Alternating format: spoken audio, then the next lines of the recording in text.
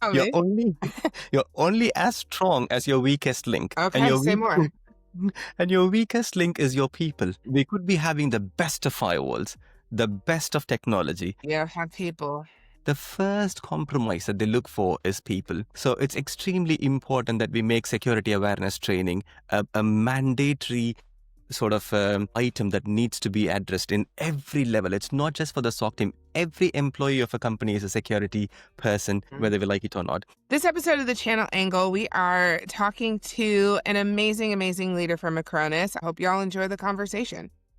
It was lovely to meet you in Barcelona.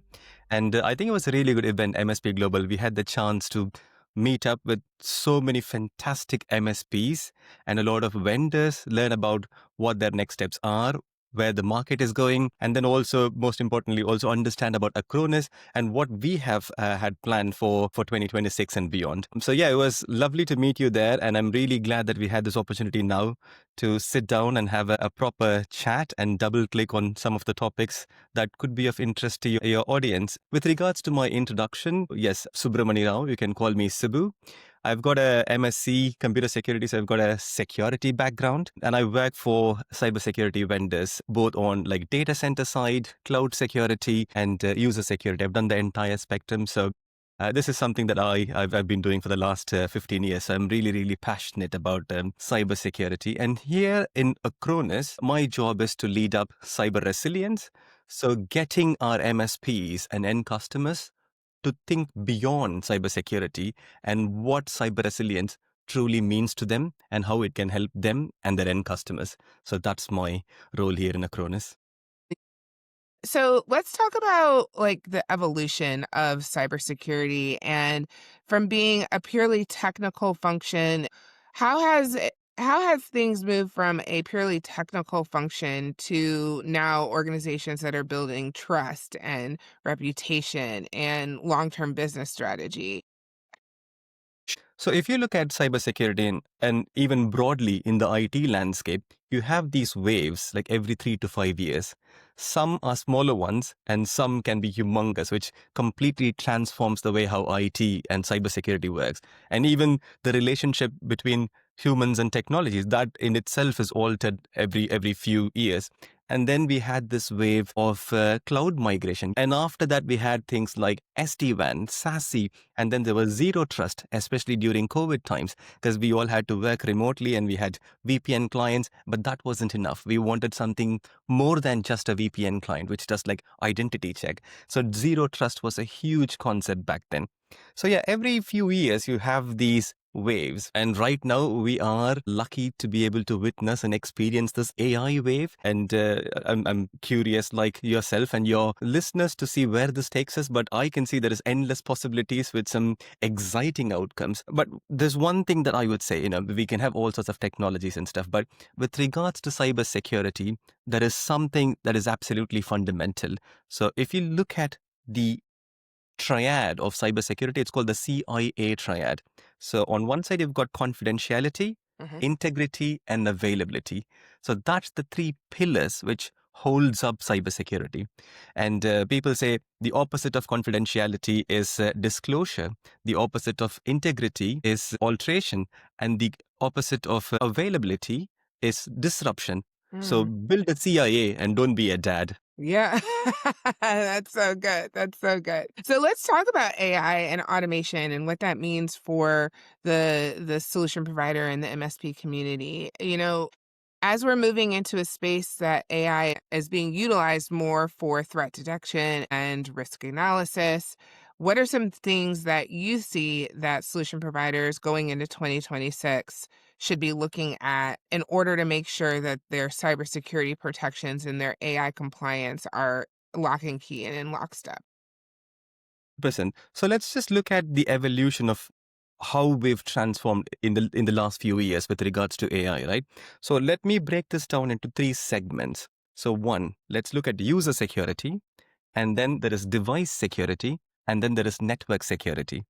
So let's touch user security first. What do I mean by that? End users, you and I, with laptops and iPads and phones. So we are the sort of interface into the internet and the most weakest link as well. We are the first points of compromise when it comes to the MITRE kill chain, as they say it. And this is where it starts in like endpoints. So earlier, all we had was an antivirus on the laptop and we were fine. I mean, we didn't care any more than that. But now we've got AI driven EDR, which is endpoint detection and response. So it's not just about a negative security logic where you've got an antivirus looking for malware signatures, but it's more sort of heuristics based or behavior based. I can give you a good example. Let's say a marketing employee is downloading price lists and finance information on a Sunday morning at 3 o'clock. So that will not be picked up by a regular negative security logic or a signature based logic, but an AI based EDR would look for these patterns and heuristics and behavior and stops that. So we've already progressed in that sense from antivirus to like EDR and XDR. So that's user security. Let's move on to device security. What do we see? Again, on a device level, so there used to be NAC, like network access control, which used to say, these many laptops is able to browse the internet, and then there is secure web gateway, WAF, which is web application firewalls. But now they're all moved and evolved into AI-based threat engines. And then there is finally network security.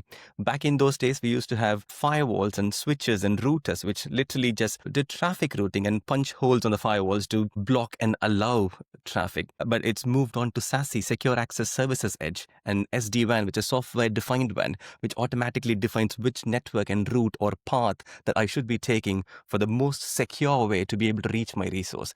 So this is the sort of evolution that we've seen in the last few years, but where are we moving and where is this opportunity for MSPs? So that's where it's important to understand that we have this new evolution of agentic AI, but there is a subtle difference between AI and agentic AI, and people sort of Yeah, say more about that because I think just in my own life, I like to be able, in my personal life, I like to be able to have these different agents that like do things for me. The joke is I always have my little robots running because it just makes things a little bit easier and automate things and help things out. And at least with like raising tiny humans and helping with all of that. But there is a difference, and I think some people might use AI in one way, but then have a totally different base set for what their agent could be doing and helping them with. So say a little bit exactly. more about that. Yeah, AI still needs, I mean, AI is fantastic in predictive analysis. AI is fantastic in generative analysis, but it still needs human input and interaction at some basic level. Yes, we can automate that. For example, there is technology called SOAR, which is automation and orchestration response. So we can use AI and SOAR combined to do some sort of automation, which feels like it automatically does stuff, but still you need to supply runbooks and playbooks for SOAR. So still there is an element of human interaction. Mm-hmm. But agents, on the other hand, it's more sort of outcome based or goal based. So you literally tell the agent what you want the outcome to be, and it goes out and does stuff. You provide it a bit of tools, and it knows how to use it, when to use it, what to use it, and then it gets. I mean, I've got a good analogy. So I normally say, let's say you've got two salespeople working for you. Okay, with one person, he would follow the sales protocols, the sales briefs, the procedures and the formulas and stuff, and then he works through them methodically and probably requires a bit of hand holding. But on the other side, on the sales target, you simply say, get the deal done, and that's it. And the guy does it. You don't know what he does, but he does it. So that's the difference between AI and agentic AI. So what's happening at the moment with regards to MSPs is that they are building these tiny agents which sort of interfaces and speaks to different technologies. And this is absolutely transformational. So just think about an agent which automatically checks the logs, quarantines a user, and then Mm. goes out and sends an alert to the admin. It can literally replace your SOC team. So that's the power of agents. But again, it does take a bit of technical prowess and security muscle power to be able to build these agents. That's where there is interesting proposition wherein companies are putting up marketplaces. So, there could be a company X which says, look, I've got 100 agents ready for you to be able to rent from me and use it for your business. And that is a huge business now. So people are trying to build like Amazon marketplace like platforms which literally has nothing but agents. So you don't have to go through the pain of building it, but literally just rent it. Yeah. It's interesting to think about, they say good data in, good data out, and then the opposite being true. It's interesting to think about how people are getting ready for implementation and cleaning up their data and making sure that they're ready for these implementation tools and these agentic agents and all these things coming in. Do you have any suggestions for solution providers who are gearing up to take on these agentic AI kind of protocols? What are some steps people can take in terms of making sure they're ready to add in AI at any point? So, firstly, I mean, let's take a step back. For the MSPs, I would ask them to understand what sort of services they would like to provide. And we could sort of broadly classify this into three steps. And I can give you a good analogy. I mean, I love analogies. So let's take a security drill. So, how do we prepare for a fire security drill? The first thing we do is to learn what's at risk and where the exit is. So that's the first bit. So in a building, what's very critical for you is that your files, your servers, your data. What do we want to run out when an incident happens, and where do we want to go out? So that's learn the exit and learn your criticals. Similarly, MSPs can literally do that as a business. They don't need AI. They don't need any tools. They don't need a SOC team. All they had to do is just auditory and consultory service. So what I mean by that is asset classification. Not every piece of asset requires the same level of protection. So if we look at asset classification and labeling, you've got sensitive, proprietary, confidential, top secret, public, health information. So there's all sorts of labeling, and organization often they miss out on this basic stuff. So MSPs can use this as a service and literally do data classification and tell them, look, this is the data that you should be protecting. And the other ones may be tier 2 security. And the last bit, it's public. It doesn't matter if it even goes out. And then we can look at gap analysis. For instance, companies are going through lots of compliance regulations. Some are mandated, some are not. So you might want to have ISO 27001 certification for winning a government deal. So we could do a gap analysis to say, look, this is your desired state and this is your current state from which you want to achieve this compliance. And the delta is what the MSPs could measure and simply do a gap analysis and charge for that. And then on the other side, we can do things like likelihood assessment and impact analysis. For example, this is especially true for cyber resilience. How likely or prone to attacks or incidents is your business? So what is your exposure factor? If I have to give you an example, if your business is based in South Africa, are you more prone to blackouts? If you're based in Japan, are you more prone to earthquakes? In the US, are you more prone to hurricanes and earthquakes? So that's your exposure factor. Yeah. And we could literally do a consultative audit on that. And then what's the likelihood of that happening? And if that happens, what is the business impact analysis? So there are metrics like single loss expectancy. When you go down for 5 seconds, what is your single loss expectancy? There is something called ARO, annual rate of occurrence. This is how likely on an annual basis that this event or incident is prone to happen. So just purely by giving wisdom, packaging wisdom, MSPs can get started. So that's step Yeah. one, in my opinion. So that learning the exit. We want to make sure that we're utilizing all the things and all the different types of technologies that we can within our tech stack and making sure that we're secure. But what ways can culture and communication help cybersecurity resilience for an organization? I'm so tempted to use this cliche. Tell You're me. only you're only as strong as your weakest link. And Okay, your say weak more. and your weakest link is your people.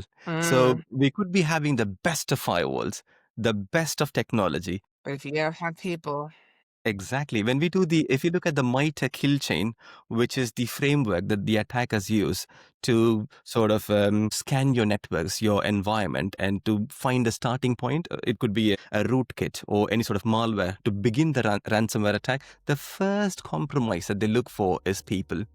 So it's extremely important that we make security awareness training a mandatory sort of item that needs to be addressed in every level. It's not just for the SOC team. Every employee of a company is a security person, whether we like it or not. And again, I'm really I would like to bring this theory called NADLess congruence model. So there is a model wherein people, processes, systems, and culture, they have to all sort of align and work together.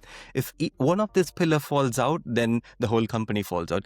And out of which people and culture are absolutely crucial points, as important as processes and systems. So it's a no-brainer that the companies have to invest on knowledge transfers and training on the security side. So we'd rather be safe than sorry later. Yeah, beautiful. Well, I know we have a lot of things that we could be talking about. I think we'll have to save that for the next one. We like to keep these kind of short so people can get a lot of information in a truncated piece of time. But I appreciate your time with me. It was such a pleasure meeting you in Barcelona, and I look forward to seeing you again in person real soon. Thank you so much to everyone for listening to the channel Angle. You can find more information about Acronis at CRN. Thank you, Cass. Thank you for the opportunity. Lovely meeting you again.